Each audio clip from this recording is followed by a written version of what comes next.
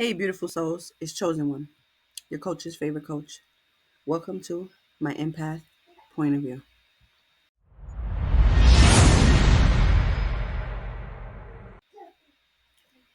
Now, you may be wondering, why are empaths cursed with narcissistic parents? Let me rephrase that.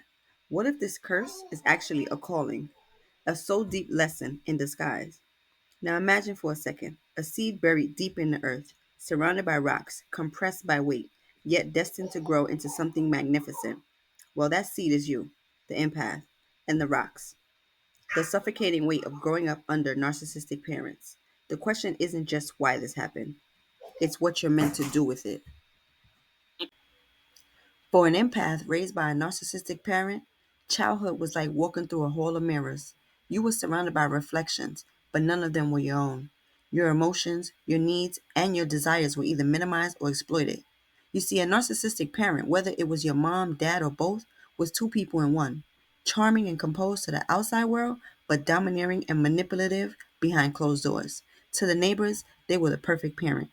They painted a picture that they were charming, generous, and endlessly charismatic, and they proudly wore their mask flawlessly, always ready with a kind word or a helping hand, leaving outsiders convinced that they were the ideal example of parenthood.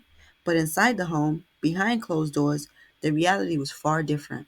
To you, they were an emotional tyrant, sucking the oxygen out of every room you entered together, demanding control and ruling with manipulation. The world outside saw a facade so carefully constructed that it was nearly impossible for anyone to imagine the turmoil and the toxicity you faced.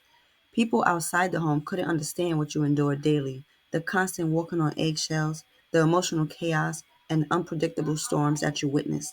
They didn't see the verbal jabs that cut you down, the gaslighting that made you question your reality, or the way your voice was dismissed or drowned out completely.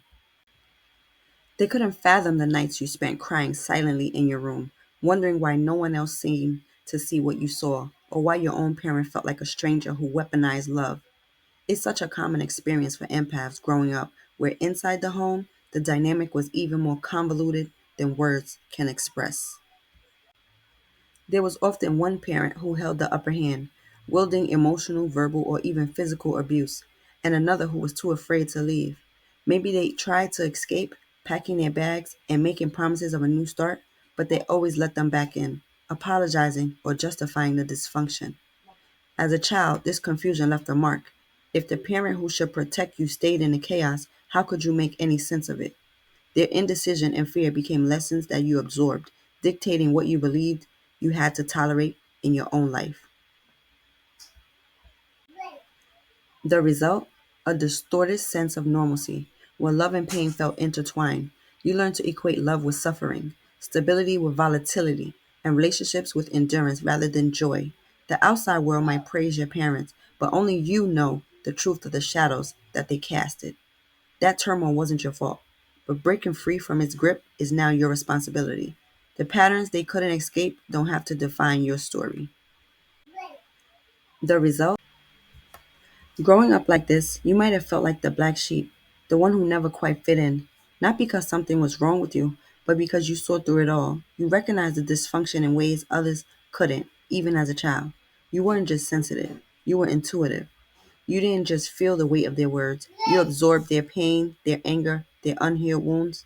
And because of this, you began to believe their narrative that you were the problem, when in reality, you were just surrounded by unresolved generational trauma.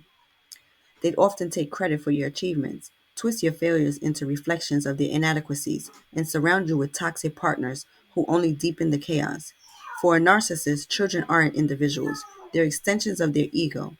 And so your personality, your uniqueness, your voice, it was drowned out. Maybe you were labeled too sensitive when you cried, too dramatic when you spoke up, or the problem child when you dared to ask for more than the bare minimum of love and understanding. Uncoincidentally, parents of the 60s and the 70s often raised their children in environments shaped by unhealed trauma, emotional repression, and societal norms that excuse harmful behaviors. Many of these parents, while disconnected from their own pain, unknowingly projected their unresolved issues onto their children, particularly the empathic ones, like you and I. They operated under the belief that being a parent gave them a free pass to dominate, dismiss, or even traumatize their children, all while refusing to take accountability for the chaos that they created. Their mantra was often, "I'm their parent, so I'm right," which left little room for reflection or growth. So when the adult child, now aware of the damage done, finally begins to confront those patterns and set boundaries, these parents often double down on their stance. Suddenly, the empath becomes delusional, ungrateful, or the one causing the drama. But let me tell you this: speaking your truth and holding people accountable, no matter who they are, is not delusional, nor is it disrespectful. It is self respect. Parents are not exempt from accountability simply because they raised you. Hurt people may hurt people, but everyone reaches a point where healing becomes their responsibility, and you owe it to yourself to break the cycle, even if it means standing firm in your truth and walking a path that they refuse to join. You see, the people and the parents who raised us carry wounds of their own. They grew up in a time where emotions were suppressed, therapy was taboo, and love often came with conditions. Hurt people, and while that doesn't excuse the damage done, it does offer some perspective. Your narcissistic parent may have never learned how to nurture because they were never nurtured themselves. But here's the truth: while understanding their pain can bring compassion, it doesn't erase the responsibility they had to heal and grow. We all reach a point where healing is our own responsibility. They may have failed at that, but you, dear empath, have the power to succeed. Unfortunately, empaths born and raised by narcissistic parents often carry a coldness that was naturally ingrained in them, a defense mechanism forged in the chaos of their upbringing, and most often the more dominant take no mess parent. This defense to the outside world, this can come off as having a chip on their shoulder, but the truth is far deeper and more complex. That guarded demeanor isn't bitterness, it's survival. It's the result of years spent navigating emotional household landmines, enduring manipulation, and feeling unseen and unheard. This experience is rarely understood by anyone who hasn't walked the same path. Only someone who has survived a similar toxic household can truly grasp the emotional armor that empath children are forced to wear. It's not that they want to seem distant or defensive, it's that vulnerability in a narcissistic household often meant pain, rejection, and exploitation. Their guarded nature is not a weakness, it's a testament to their strength and resilience in the face of constant emotional storms. It's not easy to acknowledge that your childhood wasn't what you deserved. It's not easy to reconcile the parent you needed with the parent you got. But know this: your feelings are valid. Every moment you felt unseen, unheard, or unloved, it mattered. You mattered, and you still do. The pain you carry isn't just yours, it's the weight of generations before you. But you were born into this family, this dynamic, not as a punishment, but as a light. You came to break the cycle. Understand that you learned resilience because you had to. You became emotionally intelligent because you were constantly navigating a minefield of moods and manipulation. You developed an intuition so strong it borders on psychic because you needed to predict how they react before they even spoke. This skill is the very essence of what it means to be an empath. Your environment shaped you into a master of reading energy. These aren't weaknesses. Understand that these are gifts, refined through the trials that you've endured. They're proof of your strength, your endurance, and your divine purpose. Understand that you learned resilience because you had to. You became emotionally intelligent because you were constantly navigating a minefield of moods and manipulations. You developed an intuition so strong it borders on psychic because you needed to predict how they'd react before they even spoke. This skill is the very essence of what it means to be an empath. Your environment shaped you into a master of reading energy. These aren't weaknesses. They're gifts refined through the trials you've endured. They're proof of your strength, your endurance, and your divine purpose. Remember this: you were not put here to carry the burdens of your parents, but to transcend them, to alchemize the pain into something powerful, to heal yourself, and in doing so, inspire others to heal.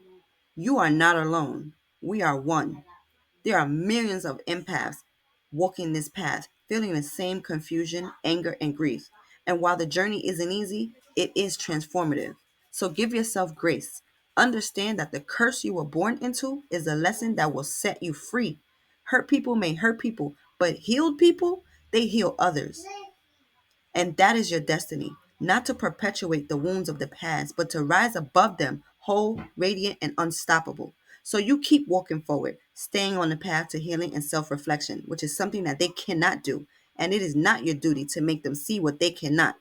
If they aren't aligned internally, then it isn't time for them to change or heal because it won't resonate with them and they'll deny it anyway. Trust me. At the end of the day, protect your peace and sanity because trying to get them to admit their wrongs will drain you far more than it will help them.